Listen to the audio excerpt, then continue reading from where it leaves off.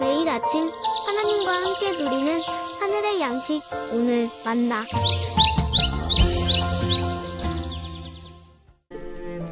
무릇 율법 행위에 속한 자들은 저주 아래 있나니 기록된 바 누구든지 율법책에 기록된 대로 모든 일을 항상 행하지 아니하는 자는 저주 아래 있는 자라 하였습니다.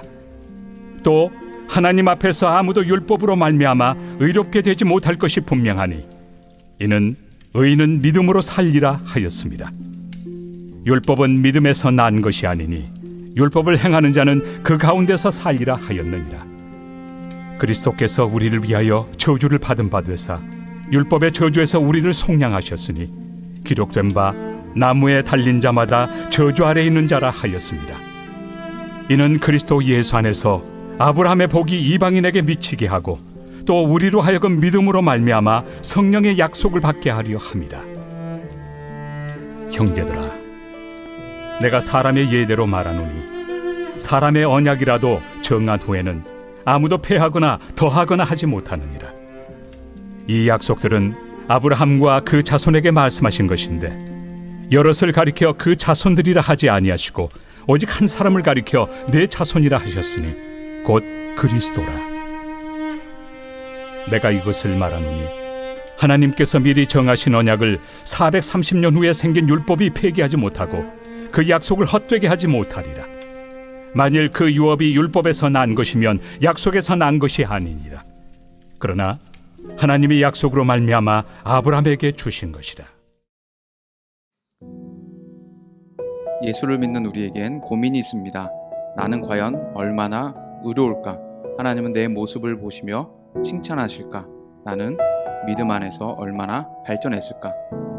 이런 고민을 하는 이때 누군가 다가와 하나님의 의로움을 얻을 수 있는 길이 있다고 말한다면, 그런데 그 길이 지금 교회 가르침대로는 안 되고 자신이 제시하는 일들을 다 수행해야 한다면 우리는 어떻게 반응할까요? 갈라디아 교회에 침투한 자들이 바로 그러했습니다. 그들은 바울의 사도권을 비방하고 바울이 전한 복음은 부족하다고 주장합니다. 칭의 논쟁을 걸어온 율법주의자들에 대해 바울의 변론이 계속됩니다. 바울은 율법을 따르는 자들이 저주 아래 있다고 말합니다. 왜 그럴까요? 율법책에 기록된 모든 일을 행하지 않을 때 저주 아래 있는 사람이 돼버리기 때문입니다. 바울이 율법주의자들을 따르는 것이 아닙니다. 율법을 따르는 자들이 스스로를 저주 아래 둘 수밖에 없는 형편을 말하고 있습니다. 신명기 27장 26절에 기록된 대로 이 율법의 말씀을 실행하지 아니하는 자는 저주를 받을 것이라 할 것이요 모든 백성은 아멘 할지니라. 율법을 실행하지 아니하는 자는 저주를 받을 것이라는 신명기의 선언인데 사람이 율법 모두를 지킬 수 없다는 것을 바울은 알고 있었습니다. 그래서 모든 율법을 따르는 율법주의자들은 저주를 벗어날 수 없고 따라서 율법을 통한 칭의는 이루어질 수 없는 것입니다. 사람의 행위는 하나님을 만족시키지 못합니다. 사도 바울은 그 누구보다도 율법을 열심히 연구했고 열심으로 지켰던 사람입니다. 가말리엘이라는 당대 최고 율법 권위자의 학파에서 엄격하게 배우고 훈련받은 사람입니다. 그런데 회심한 바울은 자신이 연구하고 행하려 했던 모든 율법의 행위는 하나님을 만족시키지 못한다는 것을 알게 됩니다. 자신이 찾고 갈망하고 노력하던 의가 예수 안에 있음을 깨닫게 된 것이죠. 역시 율법을 통한 칭의는 불가능하다는 것을 절실하게 깨우치게 됩니다. 그리고 그는 칭의는 곧 믿음으로 얻어진다고 가르치기 시작합니다.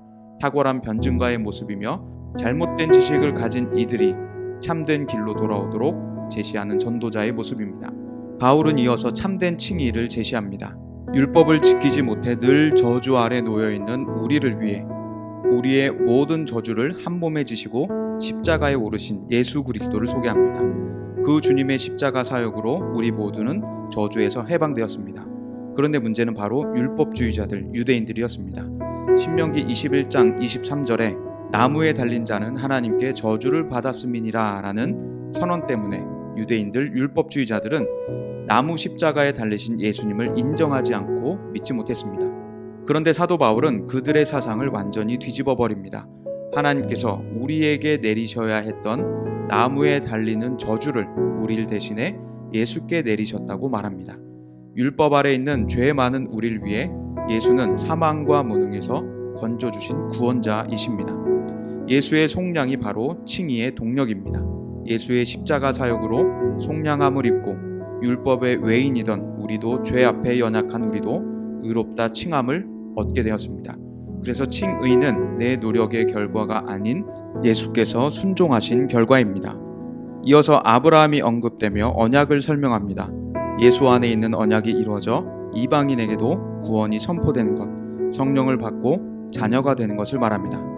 아브라함 안에 있는 하나님의 복이 이방에게까지 퍼져가는 것, 그 모든 것이 하나님의 언약이었음을 사도 바울은 말하고 있습니다. 사람 간의 계약도 위조하거나 폐기할 수 없는 것을 설명하며 하나님의 언약을 강조합니다. 사람의 계약도 맘대로 할 수 없듯 하나님의 언약은 더욱 그러하다는 것이죠. 아브라함의 언약은 모세의 율법보다도 먼저 있었습니다. 그렇기 때문에 아브라함의 언약을 모세의 율법이 폐기할 수 없고 하나님의 언약이기 때문에 그것을 위조나 파기할 수 없는 것을 사도 바울은 가르칩니다. 그래서 다음 본문에는 이방인에게까지도 영향을 끼치는 하나님의 구원의 능력을 설명하고 있습니다. 그것을 말하기 위해 오늘 칭의가 가르쳐져야 했던 것이죠. 어떻게 이방인이 하나님께 의롭다 여김을 받겠느냐? 사도 바울은 이것을 가르쳐야 했습니다. 갈라디아 교회 안에 칭의 논쟁이 벌어졌습니다. 이방인에게 구원이 없음이 율법주의자들에 의해 제기되었고, 율법주의자들은 모든 이가 구원을 받으려면 율법을 지켜야 한다고 강조하고 있었습니다.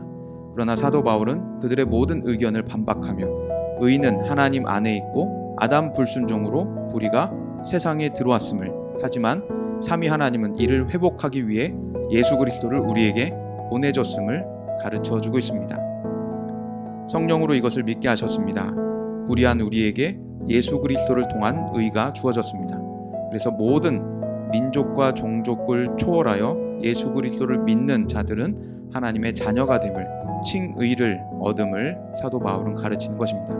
하루를 살아가며 우리는 매 순간 나의 연약함을 직면합니다. 사탄은 그것을 정죄합니다. 너는 의인이 아니라며 하나님의 자녀가 될 수 없다며 우리를 조롱합니다.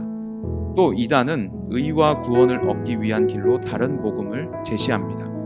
사탄이 정죄하고 이단이 우리를 혼돈하게 할 때 우리는 매일매일 하루 속에 정신을 차리고 성경의 말을 들어야 합니다. 나의 연약한 행위로도 하나님 안에서 끊어지지 않는 존재임을, 하나님의 아들과 딸, 영원한 자녀임을 우리는 기억해야 합니다. 예수를 믿는 믿음으로 의롭다 칭함을 받고 구원받았다는 것을, 그것이 구원받는 길의 전부라는 것을 기억해야 합니다. 로마서 8장 31절부터 39절의 창가처럼 하나님의 사랑은 그 무엇으로도 끊을 수 없고 회방할 수 없습니다. 하나님의 사랑은 흔들리지 않으며 영원하신 사랑입니다. 이처럼 개인의 칭의는 율법에 대한 순종이 아니라 예수 그리스도를 믿는 믿음으로 일어납니다. 이것은 법정적 사건입니다. 정죄자들이 하나님께 우리의 연약한 행위를 고발해도 변호하시는 예수님으로 하나님은 칭의를 선언하십니다. 또 옆에서 함께 변호하시는 성령님은 그 모든 믿음을 도우셔서 우리로 굳건히 서게 하시고 주님을 계속해서 따를 담력을 얻게 하십니다. 예수님을 의지해서 흔들리지 않는 믿음의 확신과 담력으로 살아가시는 오늘 하루 되시기를 기도합니다. 연약한 나를 구원하신 하나님께 감사의 찬양을 부르는 예배의 하루 되시기를 간절히 기도합니다.